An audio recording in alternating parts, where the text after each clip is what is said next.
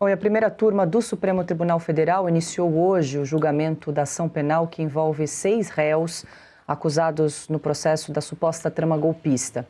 Eles respondem por tentativa de abolição violenta do Estado Democrático de Direito, tentativa de golpe, participação em organização criminosa armada, dano qualificado e deterioração de patrimônio tombado. A Procuradoria-Geral da República aponta que os réus teriam atuado na elaboração da chamada Minuta do Golpe, no monitoramento e também na proposta de neutralização violenta de autoridades.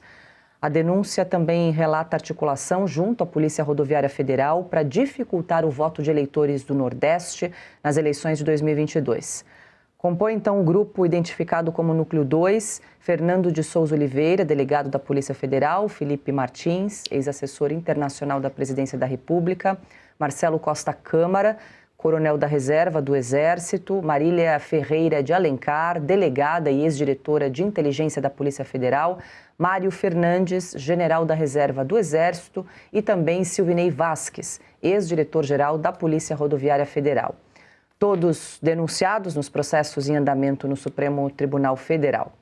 Logo no início do julgamento, o PGR, Paulo Gonet, sustentou a condenação dos réus que teriam atuado, então, na gerência da suposta trama para manter o ex-presidente Jair Bolsonaro no Planalto.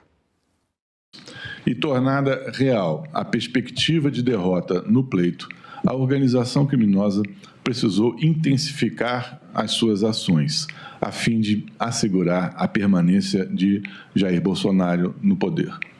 Comprovou-se que o grupo tentou interferir diretamente no pleito eleitoral mediante o uso ostensivo da força estatal, com o objetivo de dificultar a participação no segundo turno dos eleitores que se presumiam contrários ao então presidente da República.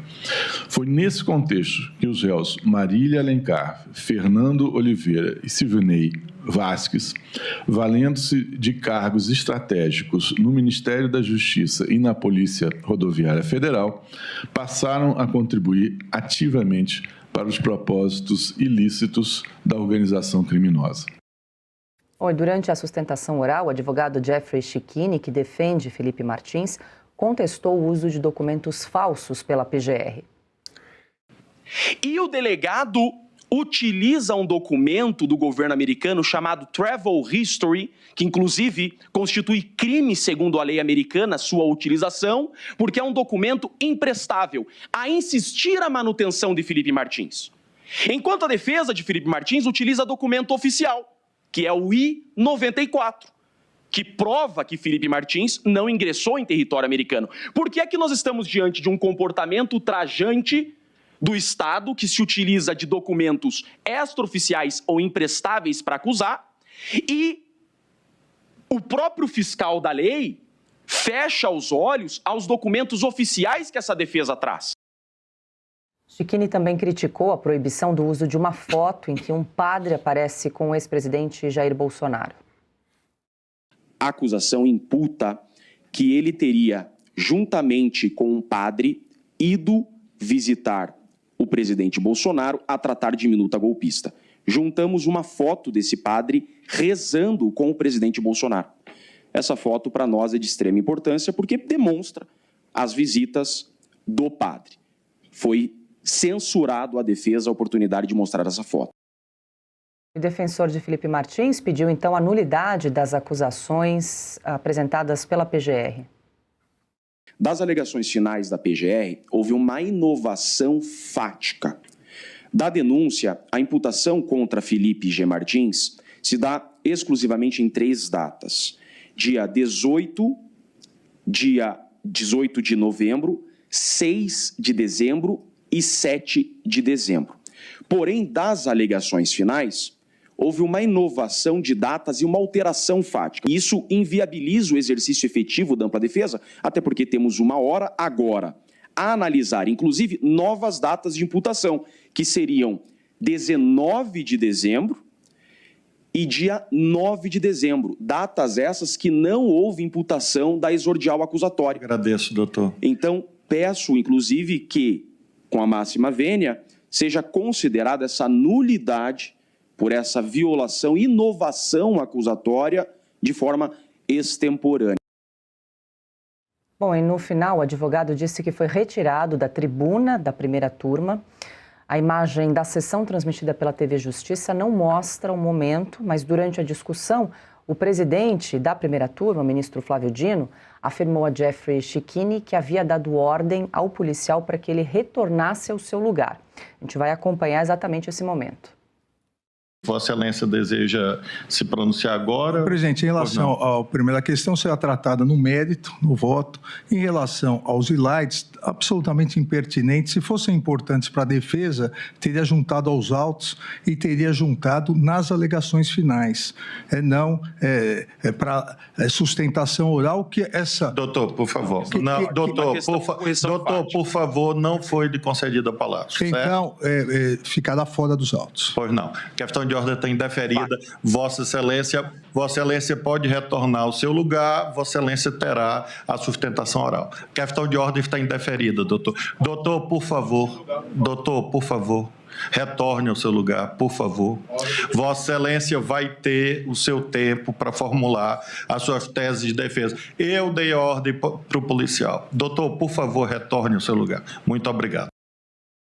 Para a imprensa, Jeffrey Checchini confirmou a retirada da tribuna e relatou que o policial teria gritado, abre aspas, "Senta, doutor, senta", fecha aspas, mas sem contato físico, havendo então aproximação de cerca de meio metro entre os dois. Ana, a gente vê ali uma foto, né? Na verdade, a gente não tem o momento do vídeo, né? Porque estava ali congelado no ministro Flávio Dino, que é o presidente da primeira turma agora, né? Que conduziu, então, o julgamento desse chamado Núcleo 2. Lembrando que amanhã tem mais, né? Hoje foi só a primeira parte. Eu acho que a gente podia colocar a foto na tela, em produção, porque eu acho que esse é o Brasil de 2025. Um policial... A pose do Moraes. Um policial retirando, depois de policiais retirarem a imprensa do plenário da Casa do Povo, o Brasil viu no mesmo dia um policial retirando um advogado ali da defesa, antes de chamar uma questão de ordem, antes de incomodar o regime com perguntas pertinentes. Essa foto acho que resume... Para finalizar o ano, essa foto resume o Brasil de 2025. Isso aí. É isso. Diga, Marcília, o que você destaca desse primeiro dia de julgamento desse Núcleo 2? Loucuras, né? Loucuras e mais loucuras, infelizmente. Essa cena realmente, a Ana diz muito bem, ela resume o absurdo. Né? É o resumo do absurdo. Veja bem, o que o advogado estava fazendo? Primeiro que a tribuna é o lugar mais sagrado de uma corte. É o lugar em que o advogado vai pedir em nome do seu cliente e que o juiz tem que estar atento aos advogados. É o lugar de contato, de interação entre a advocacia e o juiz. Retirar com um policial um advogado da tribuna é uma ofensa à sociedade. O advogado é a única profissão que está inscrita na Constituição. É essencial para a administração da justiça, os advogados. E ele é retirado da tribuna, que é esse local de interação com polícia. Veja só o que ele foi fazer lá. Ele foi pedir uma questão de ordem. E a questão de ordem que ele foi pedir foi a seguinte, porque na conversa ali entre Dino e Moraes, se disse assim, olha, se o Moraes falou, se fosse importante esse documento, estaria nos autos. E ele ia contar que estava nos autos, porque estava.